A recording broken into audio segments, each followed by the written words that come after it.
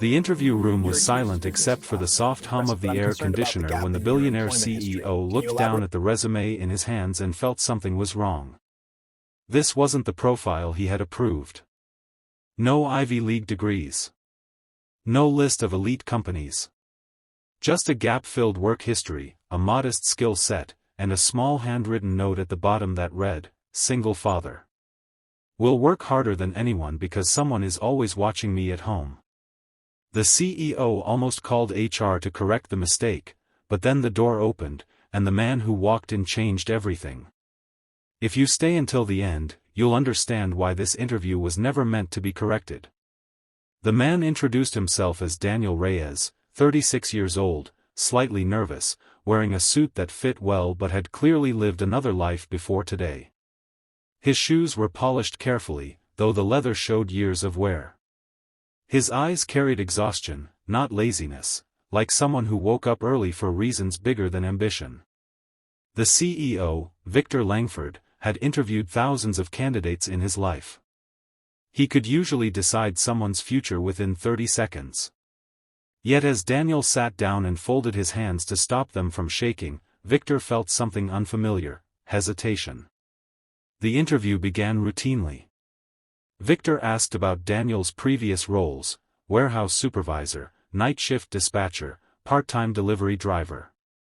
None of it matched the executive track position Daniel was apparently interviewing for. Daniel answered honestly, without exaggeration. When asked about the gaps in his resume, he didn't dodge the question. He swallowed once and said his wife had passed away 6 years ago, leaving him with a 4-year-old daughter and no safety net. He took whatever work allowed him to be present when she needed him. Promotions didn't matter then. Survival did. Victor leaned back in his chair, arms crossed, studying Daniel more carefully now. This wasn't incompetence. This was sacrifice. Still, business was business. Victor asked a harder question, one he often used to expose weakness. Why should I hire you over candidates who are objectively more qualified? Daniel didn't rush his answer. He looked up, meeting Victor's eyes for the first time with quiet intensity. He said that qualified people wanted the job. He needed it. That difference meant he would outwork, outlearn, and outlast anyone in the room. He said his daughter watched everything he did: how he spoke, how he handled disappointment, how he showed up even when tired. If he failed here, he'd still go home and smile, make dinner, help with homework, and try again tomorrow. But if he succeeded, he wouldn't just change his own life. He'd change hers. The room felt heavier after that. Victor ended the interview sooner than planned, thanked Daniel, and watched him leave with a polite nod and no expectations. The moment the door closed, Victor sat still, staring at the empty chair. He told himself it was a mistake, a scheduling error that should never have happened. And yet, for the rest of the day, he couldn't focus. The image of Daniel's worn shoes and steady voice followed him into meetings and emails. That night, instead of going home, Victor asked his assistant for Daniel's file again. He read it slowly this time, not as a CEO, but as a man. Victor had grown up wealthy.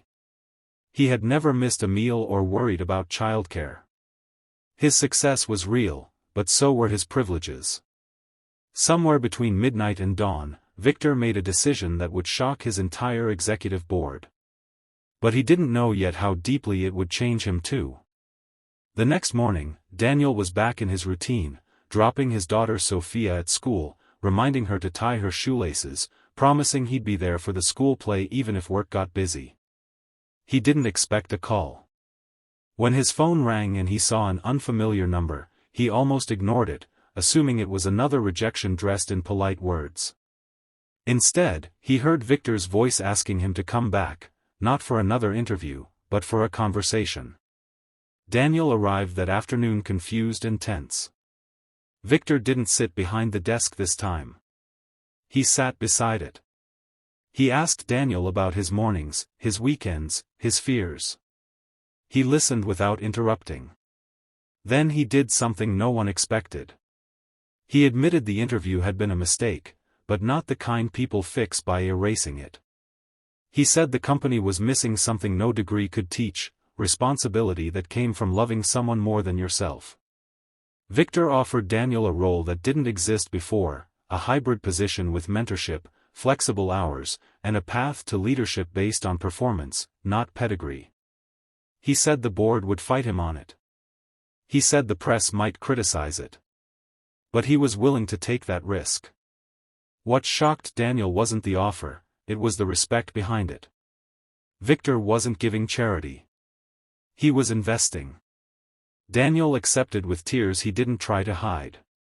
Months passed. Daniel proved everyone wrong.